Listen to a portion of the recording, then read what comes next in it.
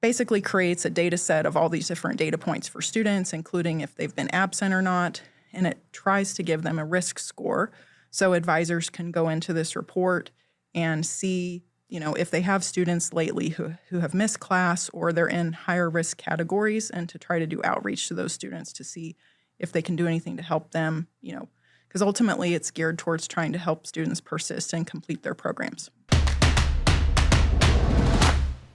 Welcome to Tech Talk with WSU Tech, where we dive into all things WSU Tech and we highlight the voices within our college community. I'm Dr. Sheree Utash, and today we have the honor of chatting with Kristen Johnston. Welcome. Thank you. So, Kristen, thanks for being here. And what we like to do is have you start off and talk about how your department benefits the mission of the college, and also what your title is. Sure. Well, I'm Kristen Johnston. I'm the Executive Director of Institutional Effectiveness, and we have a team of 4. I started at the college back in 2015, so I've been here about 11 years, and our team is kind of broad in scope. So I would say at a high level, we support collecting, analyzing, and making our data reportable, whether that's for internal use or compliance reporting. So out of 4 staff, we have 1 person who, is almost dedicated to helping make sure we can do our state and federal reporting. And besides that, we work a lot on regular internal reports, and our initiative the past couple years has been trying to build out our institutional data lake and data warehouse. But at the end of the day, it's kind of trying to make sure we have data at the college to help us do continuous improvement, make sure we're taking action and doing the right things. So you started in 2015, so you're 11 years in. When you started in 2015, could you ever have imagined that you'd be in the data lake world and the huge amount of data and the huge amount of work that your team is doing? Did you think about that? Not at all. And when you think back on it, what do you think about? Yeah, not at all. I think, when I started, everything was very much about having accurate data, having timely data, but it was so much about getting the data out of our student information system and making sure we were doing what we needed to report that to the state and have it for program review. I would say things really changed a lot after COVID, because all of a sudden we had to go from an in-person environment to remote learning.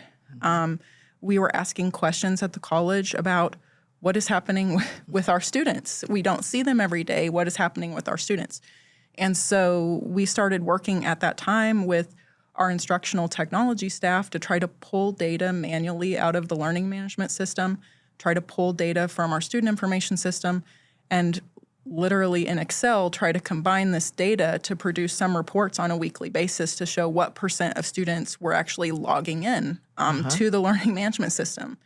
And so that was kind of the impetus, I would say, to recognize how much we wanted to combine data at the college from our different systems to have more robust reporting capabilities.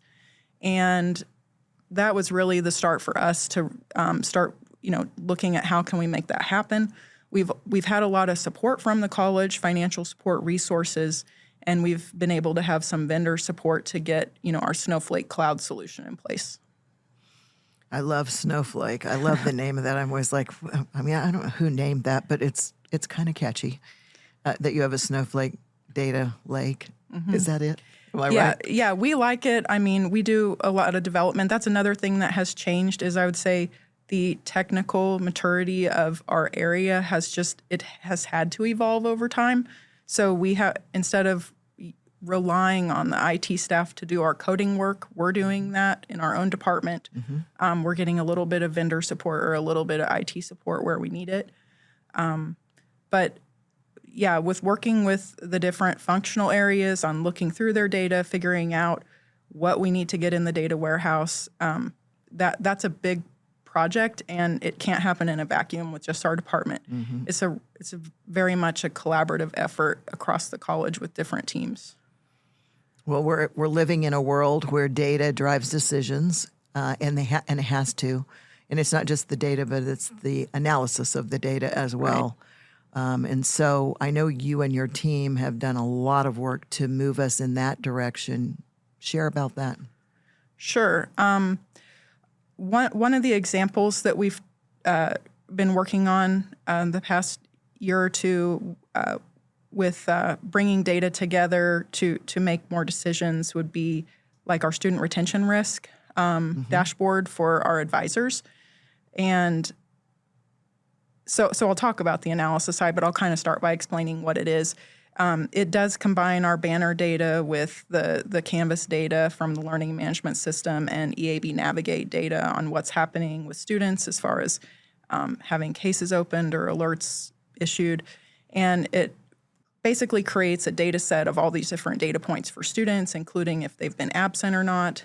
And it tries to give them a risk score so advisors can go into this report and see, if they have students lately who have missed class or they're in higher risk categories, and to try to do outreach to those students to see if they can do anything to help them, because ultimately it's geared towards trying to help students persist and complete their programs. So a little predictive analytics of, Correct. Are you going to be a green, a yellow, or maybe need some extra help? I would say the initial version of that is very kind of basic in how it would look at risk factors. We used our historical data to look at factors that we knew, like students in these categories have higher retention, students in these categories have lower retention, and it just assigned them points based on that. Now we're moving toward doing more robust analytical work with machine learning models and more predictive work. John's kind of helping to lead that effort. And ultimately, by the end of that, we want to be able to more accurately predict the students that would go into those different categories. At the same time, we're hoping to take it another level and use, it might be Slate, it might be EAB Navigate, but a different system to help automate some of that outreach to students. Because if it just depends on an advisor having the time and the capacity to go through that list and take action on a student that needs outreach, that's something where we can make an improvement. So we're working with Justin and his team on figuring out how we can do some testing this year to take that to the next step of automating some type of outreach. Yeah, that's a great idea. I like that. So how do you turn data into action? Sometimes it's a long process, but we don't want it to be too long. I know you like the saying, done is good. I think sometimes it's kind of starting from the standpoint of listening to people across the college about what their different reporting needs are. I hope as time goes on that people will be willing to kind of come to us, and even if it's something that might take a while to develop, we can still kind of have a good list going of what kinds of things we need to be working on. One of the areas that we know we need to make some improvements, and we have made some improvements, is in tracking students' industry credential attainment. So as a pilot to doing a better job with that, the AMT program started entering a lot of their test data directly into Banner. And we were able to work with them to create a dashboard that shows all the students that are going through their different cohorts, general, airframe, power plant, and if the students have completed the different tests that they need to go and actually get their airframe and power plant ratings. And so there's like requirements that they have that students test within so many days, that they're making pass rates above a certain percentage. And, they're using those reports to figure out if they need to make changes in their programs to try to help students pass at a higher rate or test within a certain time frame. And the more we can try to partner with our academic units to make that, like, the data collected more efficiently and get the reports out to them, the more that they're able to look at it however often they need to and make changes. It's a really dynamic example of assessment driving continuous quality improvement in their curriculum, in the programming. And I think some of this, if I I believe from what I've heard, is really what drove this whole project to get that data live so that they could get a higher pass rate and know better what was going on with the testing more immediately so that they could make improvements. I believe that's correct. Yeah, and we at the college, we want to have an accurate idea of how many of our students are, going through and they're having an applied learning experience, and they're also earning an industry credential, and they're graduating and they're gaining employment. So we want to be collecting data along the whole student life cycle about what happens to the student. I mean, ultimately, that's how we measure success, is observing how the students achieve these different milestones. So that involves data management. It involves reporting. It involves architecture of trying to get stuff to the data warehouse. So there's just lots of different touch points on making that information available in a report. I just always think when I visit with you, the complexity of the work that you do compared to 10 years ago. Yeah, it's up there, I would say. But that's the good thing is we've had the resources to pursue that, not just kind of stay in our lane to do compliance reporting. And that's been a real blessing, and we've appreciated that a lot. And every once in a while, we're trying to code something out, and something's, really obscure. I appreciate people being patient while I share my screen and try to go through some sort of code logic to get something just right. But we're hoping in the very near future that pays off, that people are going to see a lot more reports rolled out at the college where they have a lot more self-service capability to filter data and answer their own questions in ways right now where they would just have to submit a ticket to us and wait in a queue. We want to move away from that. But speaking of that, you have done so much to create that reporting on your guys' tab of SharePoint where people can go find that data themselves. I use it all the time. I don't call you quite as much as I used to, but I still call you quite a bit. Guilty. But I do use that a lot. But what you have done in that work is tremendously helpful. It's just tremendously helpful. And so I'm really hoping that people will really dive in and use that. And, I've said this to you before, helping people learn to fish. Right. Yeah, we're definitely learning more ways to roll those reports out in Power BI more efficiently. So we're going to be working this year to kind of revamp that suite of reports and get them packaged in kind of more useful ways for people where instead of having to go into a report and jump out to another one, they can kind of see reports that are the same theme kind of displayed, all the different things they can look at on one screen. So I'm very optimistic that we're going to be making some good changes this year to help people navigate those reports. That's great.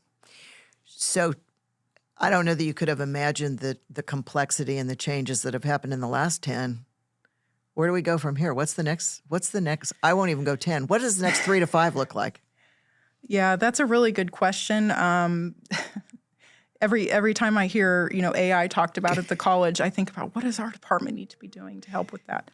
I was going to ask that. Yeah. But you can talk about it. That's exactly right. I think the work we're doing with the data warehouse to structure data more in a way that could be useful if it's able to be consumed with an AI, agentic AI. We also want reports to be able to be navigated by using, whether it's Copilot or something else where people can use, people are starting to get used to having good prompts to get their questions answered. Because it really is all about the prompts. Yeah. And so we want to be able to have people ask questions and have it return a way for people to find the data in the report. They don't just have to go click around through 5 pages to find it themselves. We can try to serve up that information to them. We'll start doing some more testing with that this year, but I definitely see the kind of expectations changing for how people get information. What does a great day for Kristen and her team look like? That's a good question. We always celebrate when we finish a big data collection. That always feels really good. whether it's for the Board of Regents or IPEDS. Once one of those is wrapped up and it's officially locked or certified, like you have to do, we always feel really good about that. When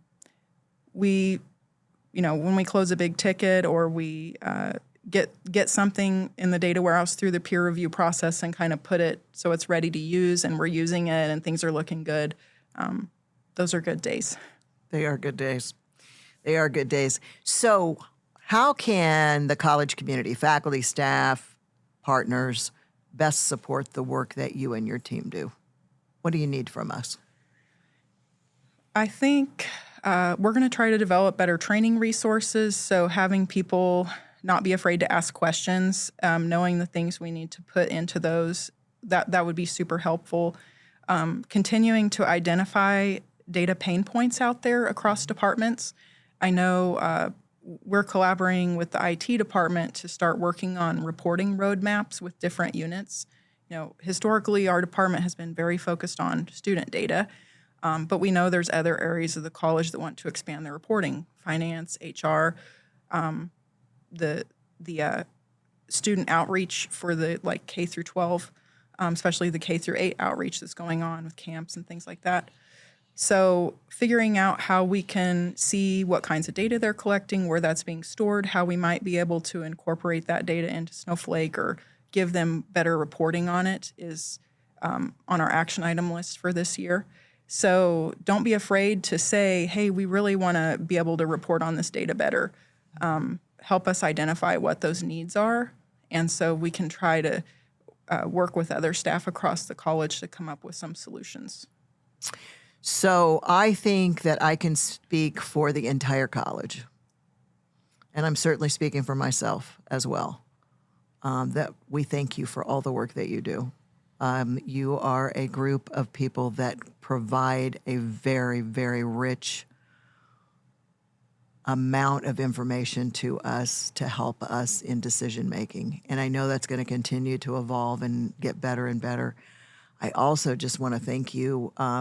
Just anytime that I'm asking crazy questions or want some kind of analysis, I really appreciate how quickly you guys get that to me.